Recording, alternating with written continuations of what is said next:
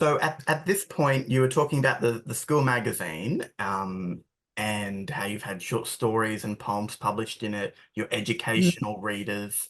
mm. But you also have written many picture books. Some of the ones behind me, uh, poetry, not just in anthologies, but in picture book form, such as Silly Yeah, Squid, yeah, Silly Galah. Um, yeah. and I know there's I don't have it here, but Our Village in the Sky, I know is another one. And Yes, at the that's top it there. up there. That's, And yeah. By Jingo. Yes, And yes. so Beautiful illustrations. yeah, Yeah. many picture books. But I know one in particular really special for you and for your career was this one. Where Does Yes, it was. Thursday Go? By Yeah. yourself and Stephen Michael King and Margaret Hamilton published it at Yes. Scholastic. Yes. And it was Yes. a CBCA honor book as well. I know this was a Mhm. really special story for you and sort of what it did for your career as well. Mm. But how did the idea of it and Splodge and Humbug come to you firstly? Yeah. Then what did the book do for you? Look, it is a special book. It continues to be. And the reason it started was because at that time, my elder daughter, who was 6, was lying in bed with me, and she was watching the digital clock, and she was just watching the numbers click by, and she said, "Mum, click, click, click," and she said, "Does time ever stop?" And I thought, "Oh, here we go, a big question here." And I said, simple answer, no, no, it doesn't, Yeah. kind of thing. And she said, but it has to. She said, "What if I died? If would time stop?" Another big question. No. What if the Queen died? Well, it's a bit different now, but Yeah. no, no, time wouldn't stop. And she really puzzled about that. And she said she couldn't understand it. It's because the child is egocentric, that if something like happens to her, then everything else has to stop. Um, and including time. And so, you know, mother, being the writer, whipped up her notebook and did it a few notes, and then, and probably too hurriedly, wrote a story. This is quite early, remember, quite Mm. early, way, way back, and sent it off, and it was returned.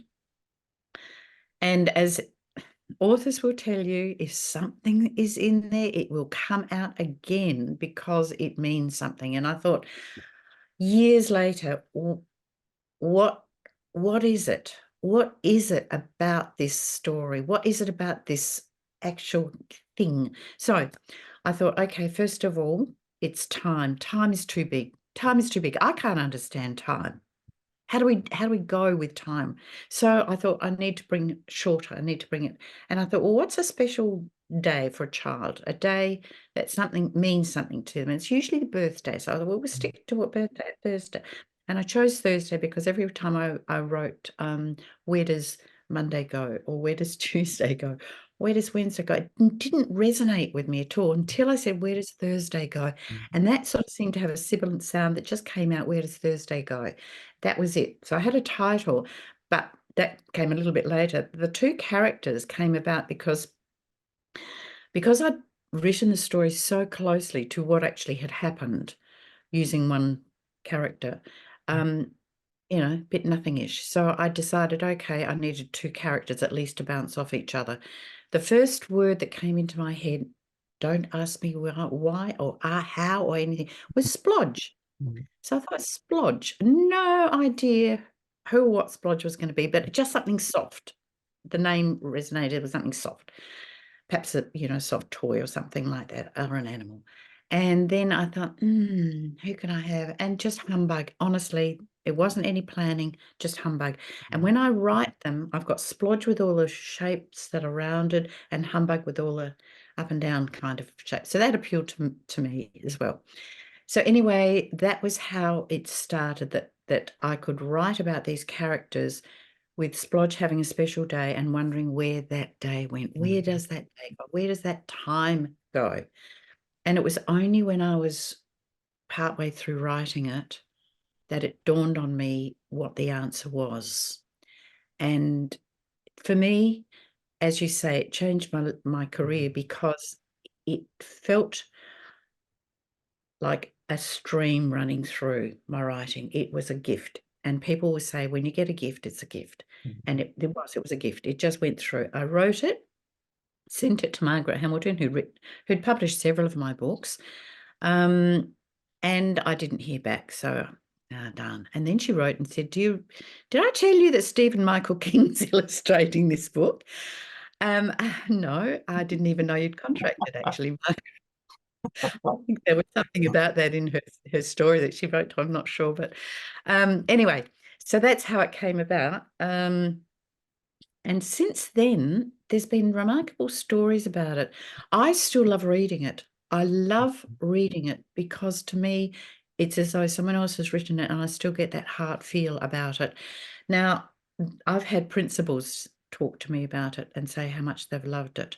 I've had a Portuguese publisher who only publishes adult books, but one of his son's favorite books was this book. So he actually set about and published for his son's birthday this book in Portuguese. So his Oh, son wow. had a special treat.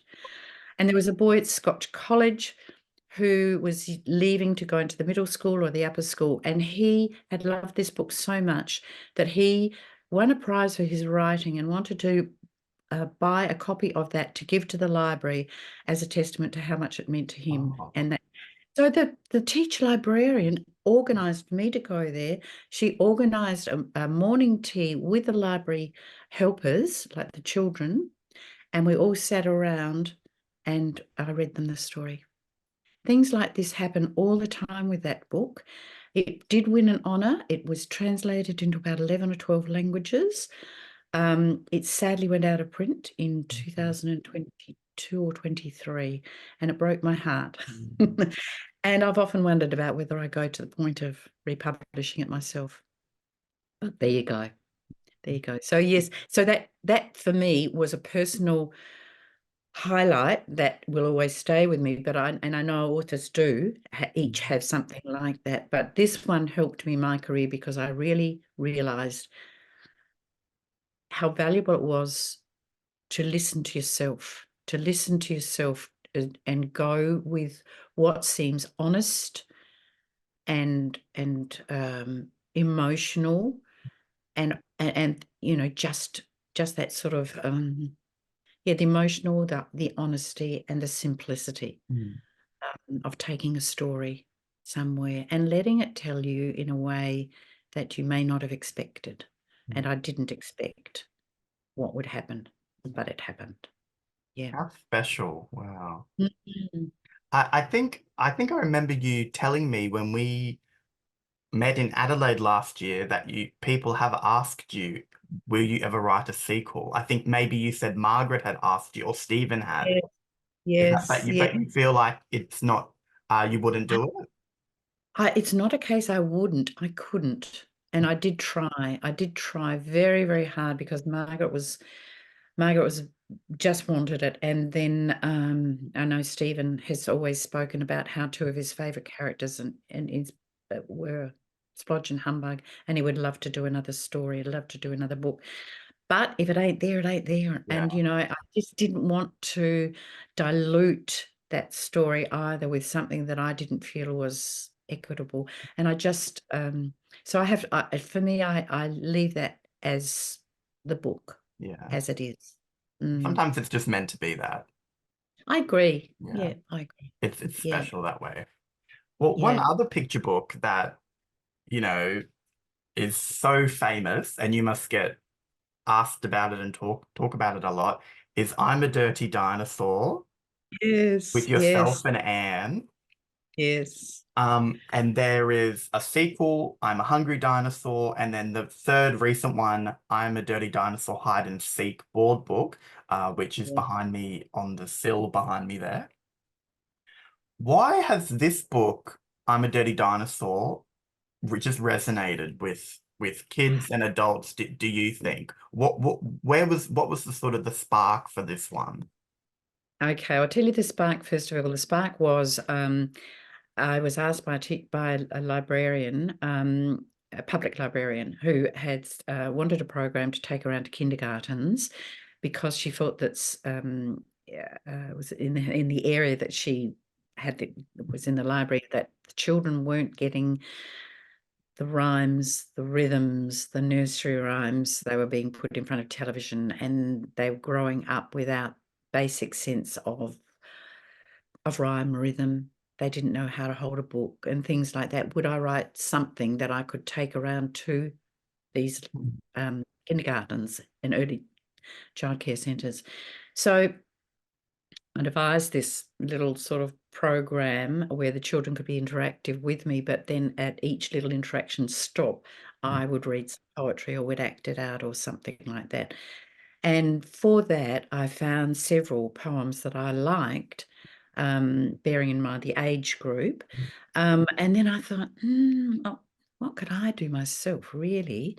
And I thought, well, what do children like? And it's just, it's such an obvious question. What do children like? And I thought, well, they like dirt. They like playing in the mud and the dirt and all the rest of it. And maybe we should have a bit more of that kind of thing as well. So we're all a bit squeaky clean at times. And then I thought dinosaurs.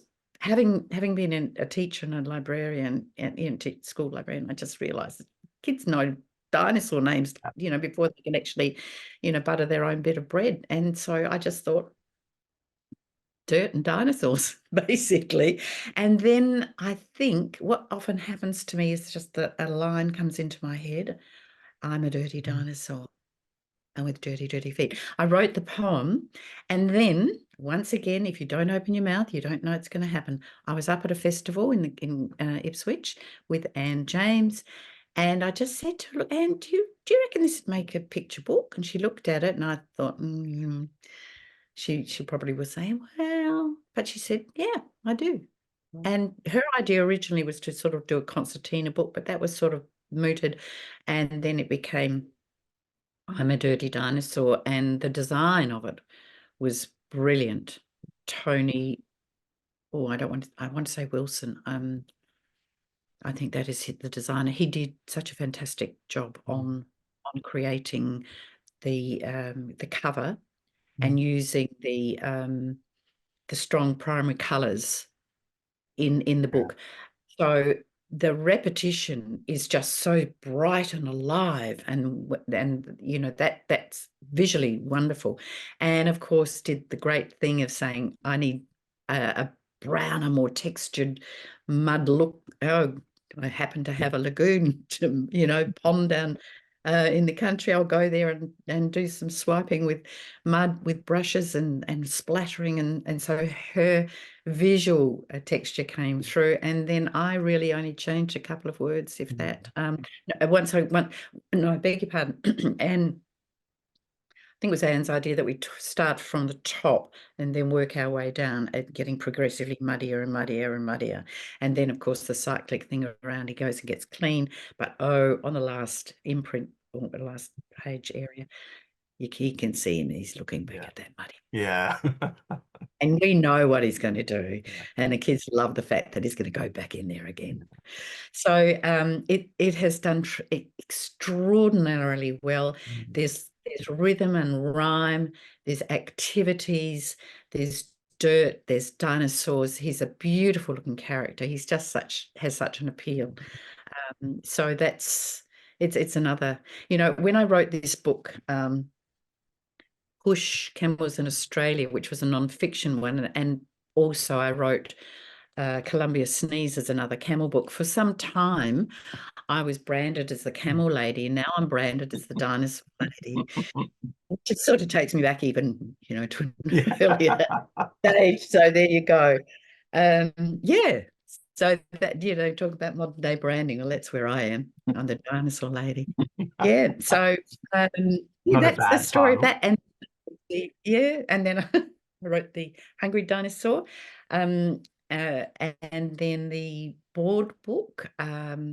Once again, and if you look at it closely, the dinosaur has slightly larger eyes to make it look more babyish. So it's just for the slightly younger children, and lots of lift the flap and interactive enjoyment with that. Yeah, so that's come out. and just brilliant. Wherever I go, it's Dirty Dinosaur, Dirty Dinosaur. And it's speech pathologists love it, that one for Speech Pathology Award, as you mentioned earlier. And I remember Jackie French writing to me after the award, when it won an award. She said, this is a classic, this will last. Oh, wow. You've been proven right. Thank you, Yes. Jackie. She was right, definitely. Yeah, she was right. Yes. Do you and Anne ever discuss a fourth dinosaur book? We haven't. We got to the stage of doing the board book. I think we would probably have to wait until the publishers were interested again. Mm. It's been a while since we've talked about it, so I don't know. I'm really not sure about that one. Yeah, question mark with that one. Yeah. See, I want to move. never say never. Yeah, exactly. You never know. I want to shift ahead a No. bit. Yeah. Because in 2007, you published your first long novel, Cross Currents. Mm-hmm. And you know, this is a favorite of mine, Yep, we've discussed. I do, and it's There we meant go. a lot to me for you to say There we that go. too. Mm. And you followed it with historical novels, That Boy Jack and Yes. Eloise and Yong, and then your Yes. latest, of course, Fix It Princess. But coming back to this one, Mm. what prompted the choice to begin writing your first novel as a like you've done picture books, you've done the poems, and you said at the Mm. beginning how the short form was always one you had liked. Mm. So, Mm. what was sort of the impetus to begin with the novel? Okay, the impetus probably was that others were writing novels. Mm. Could I write a novel? Did I want to write a novel? Was I frightened of writing a novel? Mm. Did I know enough story for a novel to last the distance? Mm.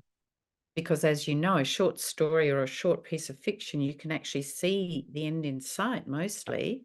Whereas a novel, it's sort of like, oh, get on the highway and all the lights go out and you've got to find your way there. And so I would put it down to the fact, once again, a person, a very dear friend of mine, a writer called Phil Cummings, always said to me, Janeen, you can do it. Janeen, you can do it. You can do it. And that's why it's got the dedication, because I did do it. And if it hadn't been for him actually saying that, would I have taken that leap? I don't know. The story, because I'd travelled in the outback a fair bit, I'd been stuck in either side of flooded creeks. I just felt that there was a story in that somewhere along the line. I think it's the act. I think a lot of my work actually looks at survival. How do you get on? What is it like when something goes wrong, and in areas that you've never been in before? Mm. I mean, and then put a couple of kids who've never met each other in the same small capsule of a car, and both with their own agendas, with a mutual father who thinks he's doing the right thing, and gets him stranded and gets him out of action, and they've got to sort out what the heck they're going to do to get back to safety. It's sort of, yeah, it came together. It came together well, I thought. There were lots of changes and all the rest of it, but eventually, as you know, it was published. Um, to be quite truthful, and I don't know if I mentioned this to you, but we're back to front here, aren't we? We back to front. Yours isn't back to front anyway. I wasn't that thrilled about the cover. Thanks, Mm. Brenton. I wasn't that thrilled about the cover because I felt that the they were in the outback. The outbacks, yeah, the colours are lovely, but I felt that they were going through a problematic time. I Mm. didn't really appreciate the fact that they looked so pristine. And I didn't particularly like the fact that the girl looked as though she'd just been to the hairdressers and had her makeup done. And for me, I kept saying, can we lose the lipstick? Can we lose the, can we ruffle her up? Or at least perhaps go for a non-photographic thing. Yeah. But it had all been done. And so that's one thing, some things you're in control of, others you're not. Mm. And I think probably the age of her is a little bit older Mm. than the actual character. And you know the story well enough to know that Yeah. that's potentially right too. So anyway, and I still love the title Yeah. because the title actually depicts the fact that you've got the characters at cross currents with each other, and then you've got the incredible currents of those raging outback rivers that can be so devastating. Mm.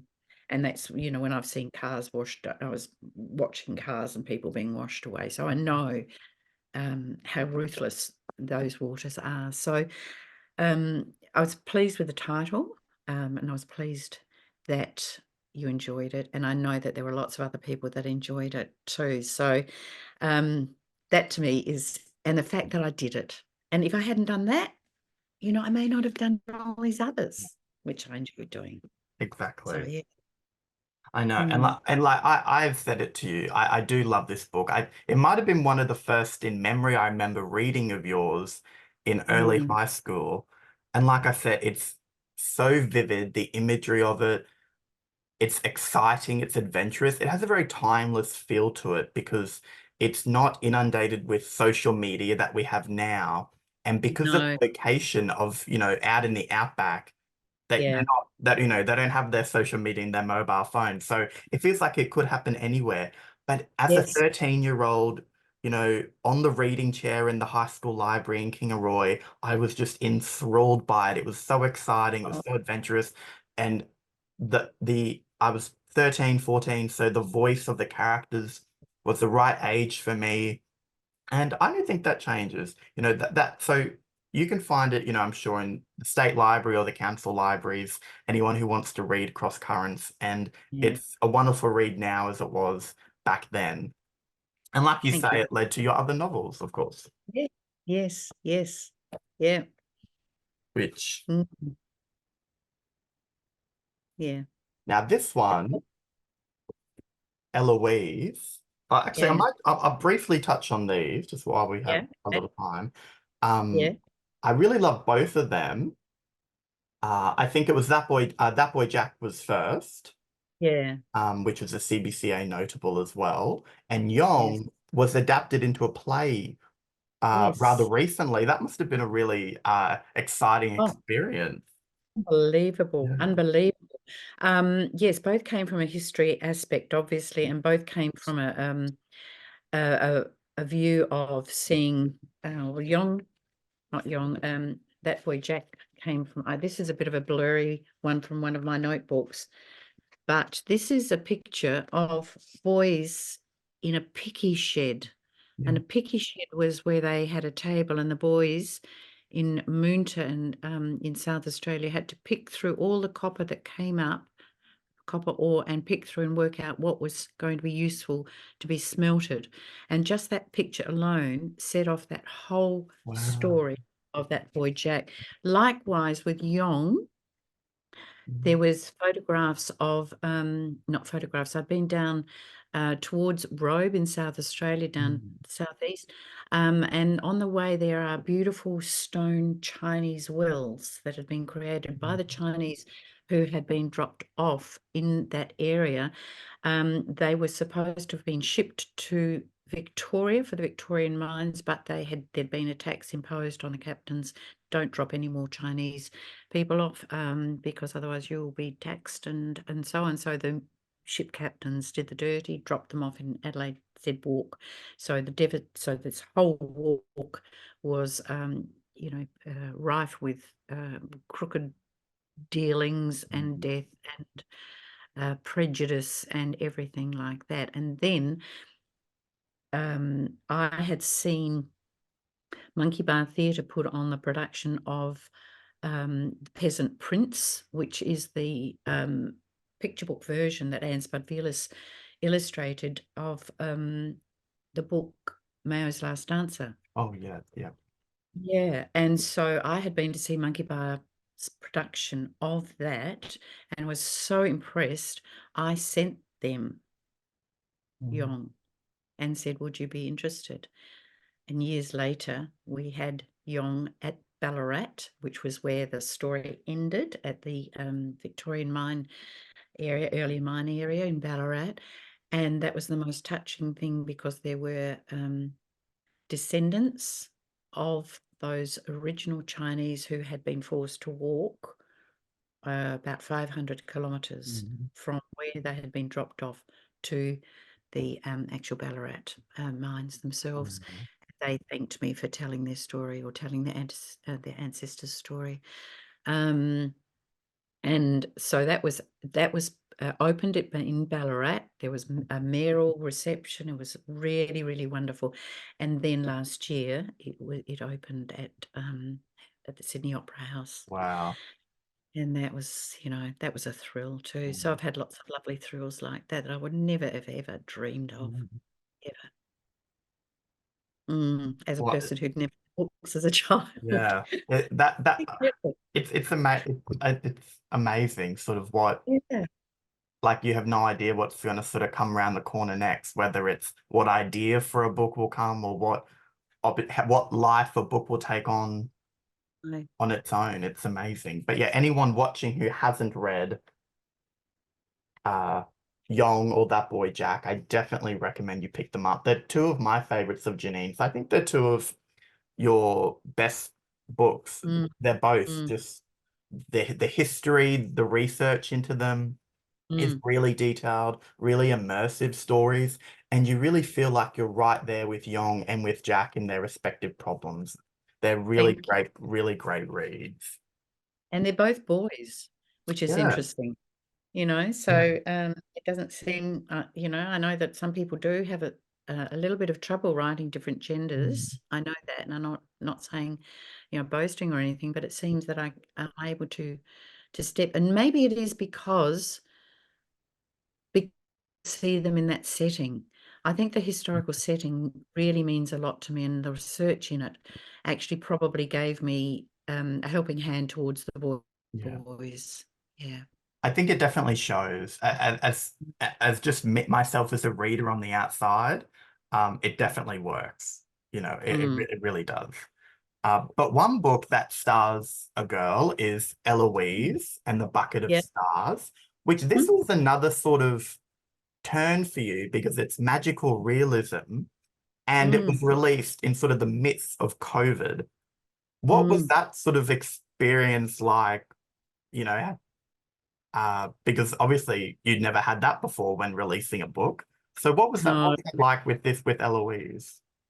Well, Eloise was a book that I loved. I loved to write. I wouldn't say it was easy, but I loved to write. It had many aspects from my trip away, looking at orphanages and workhouses in England and Ireland, and realize, and once again, like with Yong and Jack, saying what would it have been like for an orphan in those days, and what does this girl really want, which was a family, and then using magic realism, which, as you say, I'd never used before, and it just seemed to suit for me that story.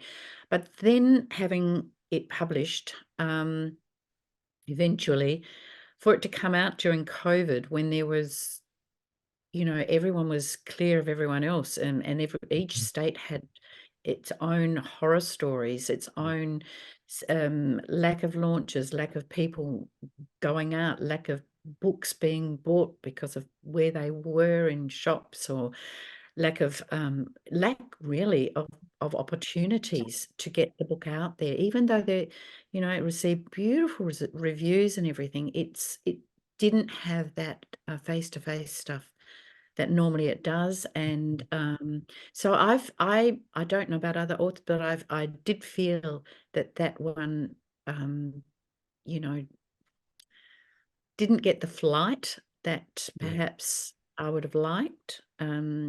from it. It's still in shops and everything like that. But I just felt coming out through COVID, and there are stories of other people's books that they feel the same way, that it just didn't have those opportunities of that other books have had.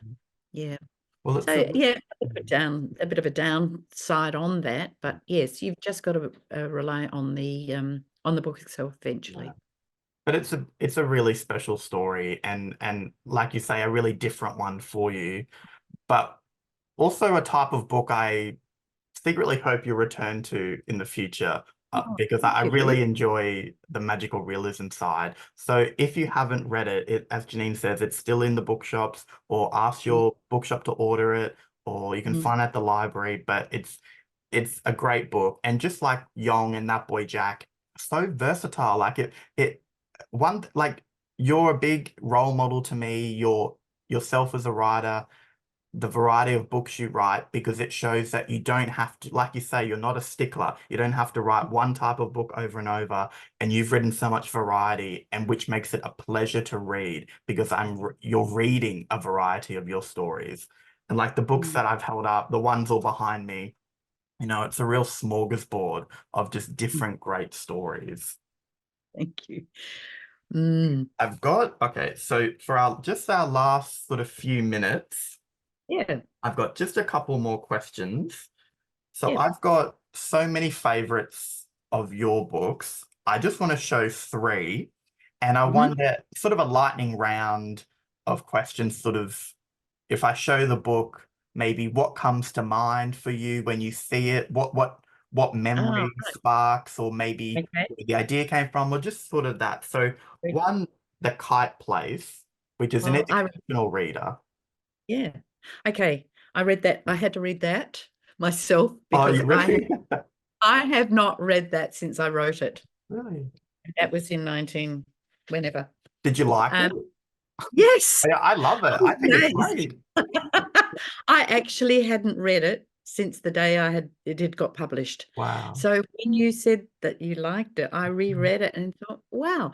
And I think coming to mind was the fact that um, being stranded in a wheelchair and Mhm. the sense of flight, the two opposing aspects. And in those days too, there wasn't as many books featuring children who were not able to get up, run around, do all the things that everyone else did. So I think that would be my 2 points. One was the contrast and of flight and being stranded, and the other was Yeah. the fact that there wasn't as many books out, and how on earth what the trigger was for that, apart from those two things, I can't remember Yeah. exactly. But Mm. it's a great read. And like anyone who's interested, I'm sure you can find it at state libraries or something. It would still be there. This is a really interesting one that I really love. The Super Park Yes, Buster from Working yes, Title Press. I felt it was very ahead of the game yes, with the yes. environmental themes, very clever and written in really funny rhyme. It was really great. So, sort of, what flashes in your mind about this book? Made up words, the Yeah, fun of made up words, made up characters, yeah, but with a deep message of environmental and how we can use different forms of vehicles to yeah. reduce the pollution. And that actually ended up, pictures of that ended up on a environmentally uh, fueled bus in Adelaide for a whole year. Oh, wow, that's Yes, cool. yes. That Mm. actually came about by a competition for the uh, vehicle uh, department of what would you call it? There was some competition whereby they were looking for something that they could actually, talk about non-fueled vehicles and things like that. And it came down to a shortlisting of Phil Cummings and myself, and that one, the Oh, one wow. to go, yeah.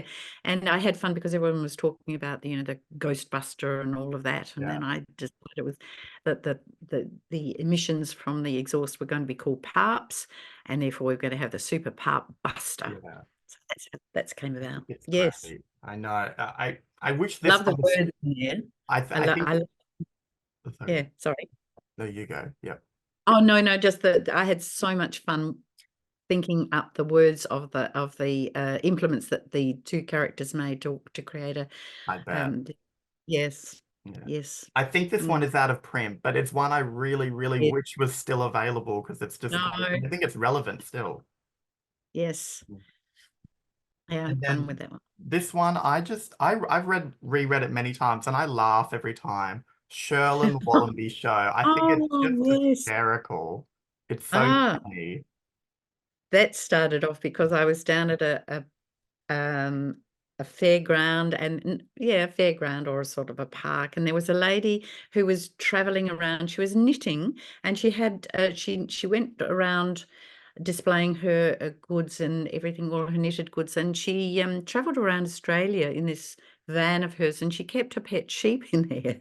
Oh, wow. And so I started writing a story about a lady who kept pet sheep and did all the rest of it. And the publisher said, not sure about that, but I like the sheep idea. So I ran with the sheep idea, and I thought it was fun to write. I really enjoyed writing it. And then I wrote two others, two others and sequels, and yeah, Oh, they didn't pick them up, and then it was put out of print, and so they certainly didn't want them after that. So they're sort of two hanger-oners that won't ever see the light of day, oh no. unfortunately. But I had so much fun with that. So much fun. Oh, that's Yes, sad. yes. Oh, oh You God. know, I wish they did. I would have the loved whole to have read those. It's so fun. yes, Yeah. yes, yeah. Oh, great. I've got okay, so just got a couple minutes until we are out Yeah. of time. There's so much more I wish I could ask and talk about. I could sure we could talk all morning. But the final thing I wanna well two quickly final things is Mhm. what are you working on now or what's coming out next in the pipeline for you? Can you share anything? Okay. Yes, I can share a few things. I've recently had quite a few poems and stories accepted by School Magazine, which is lovely. I really feel enriched, and I just want to hug every one of them when I receive that. So that's lovely. That's a lovely thing to happen. The other things is the other thing, I have a picture book coming out. Lucinda Gifford will be illustrating it, and Ooh, HarperCollins Publishing, and it's called I'm Not the Easter Bunny, and it is a fun rhyme about a bilby, which gives environmental aspects as well. But it's using fun words instead of ears. It's my long stick ups, things like that. yeah. Um, and so it's a fun thing. It's a rhyming thing, and it's not coming out until 26, but it's out there. And then they have also got 3 or 4 at acquisition now with different publishers. So that's very, very exciting Oh, to brilliant. have the potentials of those. I don't know if I should speak about them yet because they're sort of they're pretty close. Yeah. Let's put it Oh, that way. They're very, very close. And I know that it's, yeah, the possibilities are there. yeah. So, but until I actually, we actually get the yes, yes, yes. But I'm at the almost yes, the Oh, very, that's very almost. exciting. A lot going on then. A Yeah. lot happening. But that's really exciting to hear. Yeah. Well, thank you so much, Janine, for giving me all this time this morning to Oh, chat. it's been lovely. And Lovely talking to you. thank you. You as well. I feel like going and reading all of your books for the rest of the day. It's been very inspiring. And I'm sure lots of Oh, people watching this will feel the same way. well, that's lovely. And thanks so much indeed for your questions too, Chris. They were just lovely questions that I felt that I could talk about Yeah. because, sometimes you're not sure, but I just feel as though your questions were so lovely. And I feel as though your heart and soul is so embedded in children's literature that I just feel like I'm just talking to a friend, and that's really a nice thing to do. Oh, thank you. Thank you. That means a lot. It's a lot of fun. So check out Janine's latest novel is The Fix-It Princess, Yep. out with Walker Books.